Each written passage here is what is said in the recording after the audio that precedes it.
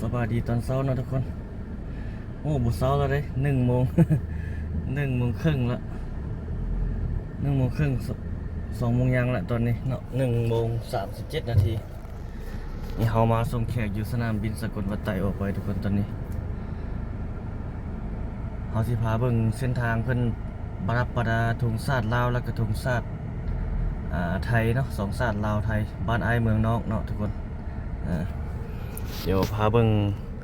ออกจากเขตสนามบินนี่ไปฮอดเขตบ้านอากาศเมื่อวานนี้เขาก็ได้ขี่รถโล่พาทุกท่านเบิ่งบรรยากาศอยู่ในเขตตัวเมืองแล้วแต่ว่าเพิ่นยังบ่ทันเฮ็ดแล้วเทื่อสมบูรณ์ปานใดมื้อนี้เฮ็ดแล้วหลายแล้วเนาะนี่คือทางในสนามบินนี่ลงมาเพิ่นก็ใส่เยอะนั้นเลยทางนั้นเลยทุกคนทางนั้นมันจะใส่ธงชาติไทย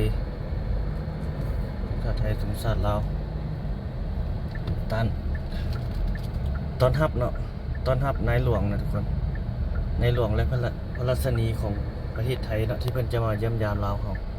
ในมื้อวันที่16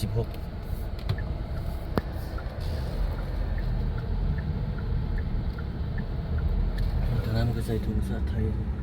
ชาติลาว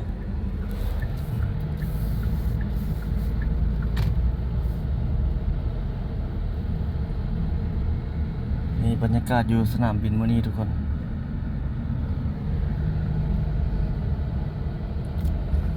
ในหลวงกับพระราชนีเป็นเสด็จมาเยี่ยมยามเวียงจันทร์เฮาเนาะเวียงจันทร์2026เยี่ยมยามสปป.ลาวเฮาบ้านเกิดเมืองนอนของคนลาวเฮาทุกทั่วหน้าเนาะออกจากสนามบินไปอยู่ทางหน้านี่เพิ่นใส่รูปเพิ่นจะใส่รูปทุกคนใส่รูปในหลวงแล้วเราบอกโอ้แล้วเราดิเพิ่นใส่มื้อเช้านี่เอามาเพิ่นกำลังอันนั้นอยู่กำลังแปลงอยู่วันนี้เพิ่นใส่แล้วล่ะทางหน้าบนทางออก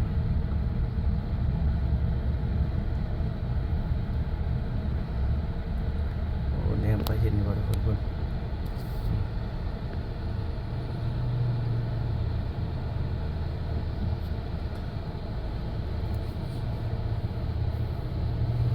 ตอนนี้โอ้ฮ้อนอากาศมื้อนี้อยู่นครหลวงเวียงจันทร์เฮานี่ยังจอดเนาะจอดไฟแดง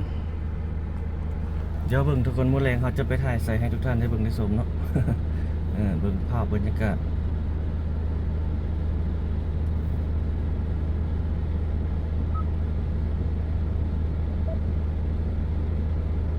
ยังมีคลิปตัวที่เราไปเลาะเมื่อวานนี้เนาะแต่ว่าเขาจะลงในตอนแรงทุกคนคลิปนี้จะน้อยเขาถ่ายไปเขาก็จะลงถึงตอนนี้ประมาณ2 โมงยังเช้าเนาะนี่เขาถ่ายแล้วเขาไปฮอดแล้วก็จะเชื่อม Wi-Fi แล้วก็จะอัปโหลดให้ทุกท่านได้เบิ่งเลยสดๆในมื้อนี้เลยเป็นตอนบ่ายของเมื่อวันที่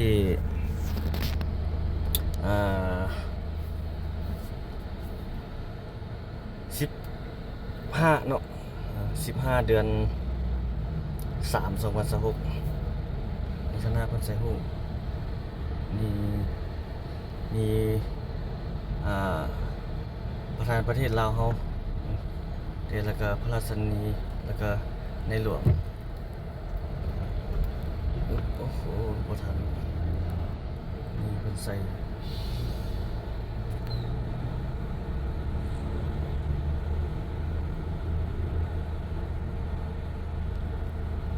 นี่คือ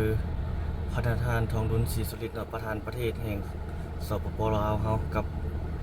ภรรยานี่ก็คือในหลวงนอนแล้วก็รัชนีภรรยาเพิ่นนั่น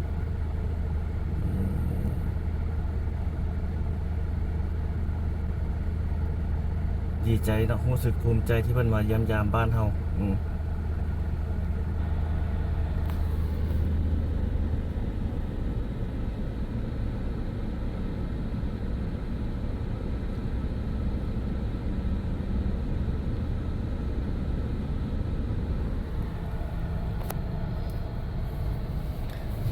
คนมาแม่นมื้ออื่นเนาะวันที่16ฮอดวันที่18เนาะ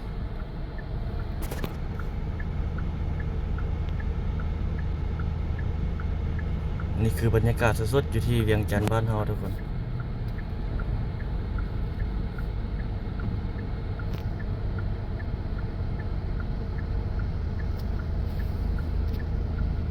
บรรยากาศการสัญจรมื้อนี้ก็ประมาณนี้แหละ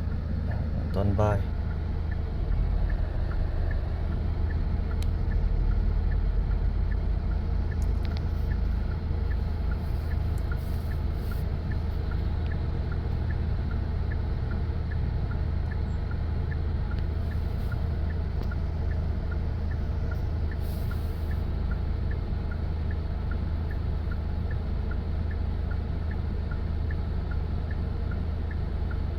ท้องฟ้าแจ่มใสดีมื้อนี้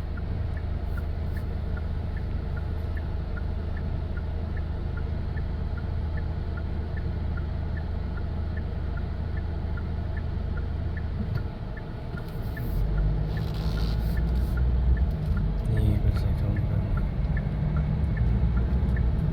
ก็ใส่ยาวถุงชาติไทยถุงชาติลาวเข้าไปในเมืองพุ่น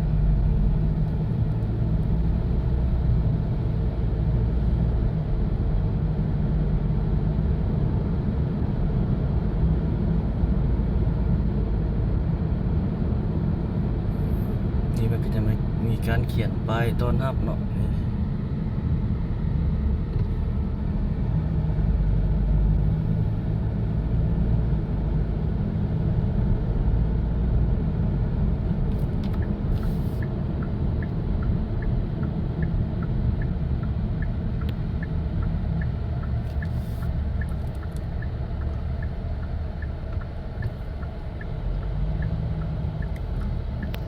มันก็มี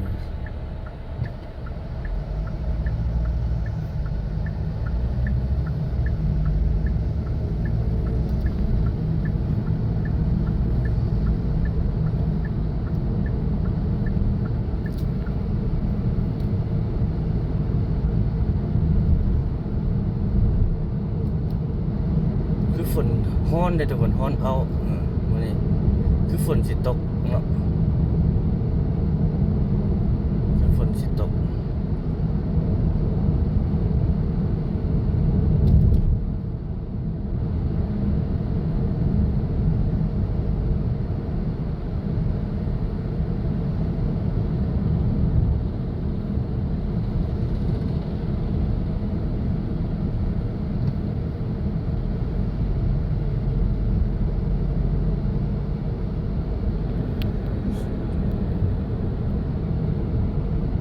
เอา